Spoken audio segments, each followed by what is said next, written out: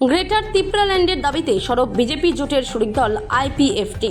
ত্রিপুরায় আদিবাসী জনগোষ্ঠীর স্বার্থ ও অধিকার রক্ষায় গ্রেটার ত্রিপুরাল্যান্ড অথবা পৃথক রাজ্যের দাবিতে আবারও নতুন করে আন্দোলন শুরু করল ত্রিপুরার শাসক দল বিজেপির জোট শরিক indigenous people front of Tripura.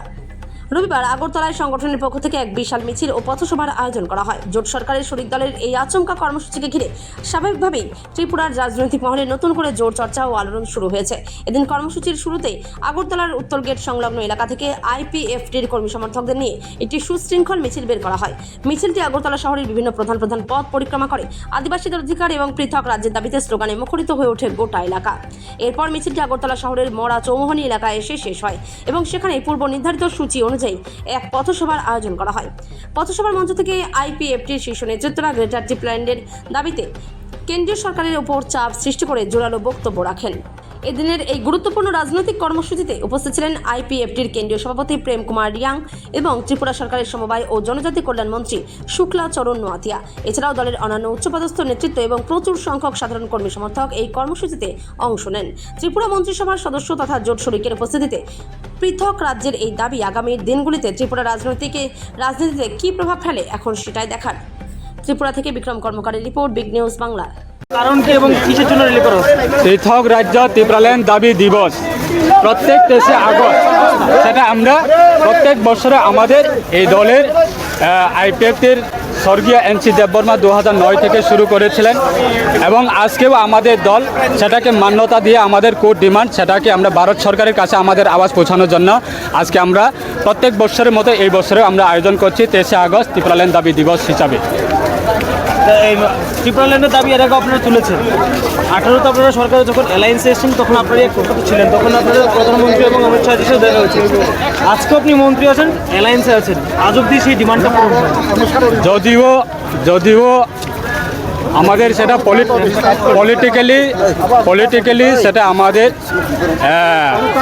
Understanding, আমরা সরকারে আছে বলে আমাদের দাবিকে ভারত সরকারের কাছে পৌঁছানোর জন্য তো আমরা আজকে অ্যালায়েন্সে হয়েছি যে আমরা সরকারে আসে বলে আমরা আমাদের কোর্ট ডিমান্ডকে আমরা ছেড়ে দেব নাকি। আমাদের কোর্ট ডিমান্ড সেটা অবশ্যই থাকবে, দলের কোর্ট ডিমান্ড সেটা অবশ্যই থাকবে, সেটা ভারত সরকারের কাছে সেটা আমরা অনুমোদন পাওয়ার জন্য আমাদের আওয়াজ কন্টিনিউ থাকবে।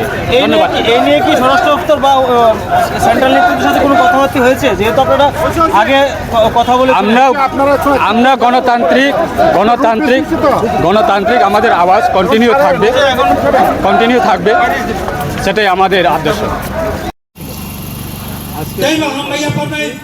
এই বিজেপি সরকার রাজ্য সরকার যে সেই 37,000 যে যিনি প্রো শরণার্থী বাংলাদেশ মিজোরাম কলাই তংনাই বড় রক্ত তিনি দিন প্রভূত আশ্রয় নিমান ভাবে ধরা পাইলে হামবাই এবং 2009 থেকে কিন্তু আপনিও সতর্ক থাকবেন, নংবা সতর্ক তঙ্গে আমাদের দলের সভাপতি এবং আইপিএফটি সরকারও কই ভাই তাকটাই বলছ নেতৃত্বে 2009 থেকে আইপিএফটি বাইনাম জোত করায়ে মডেলিটি কমিটি পিছিন্ত যে সুপারিশ মানে আজ আপনি নরমরি নাই নরম কবিতা রাজ্য দাবি দিবস হিসাবে আমরা পালন করেছি। হামবাই ত্রিপুরা বিধানসভা বিল পাস করে হোকা সেই দিশিনা সিদ্ধান্ত অনুযায়ী কিন্তু দাবসন্তরা বিল পাস ইয়াকো আপিল কেন্দ্রীয় পার্লামেন্ট পাস ইয়াকো নাসিল দেব ত্রিপুরাল্যান্ড দাবি কিন্তু যিনি নাসিমানি লিমিট তো তাকটাই বলছ আজকে কতজন মানে লোক আমাদের আইপিএফটি যেহেতু সরকার তুই ভেজা আগরতলা থেকে গন্ডাছড়া কিন্তু নাম জেনে দাবি ইরানি প্রকাশনী চিন্তা ভাবনা করে আমাকে আগরতলা থেকে সোনামুড়া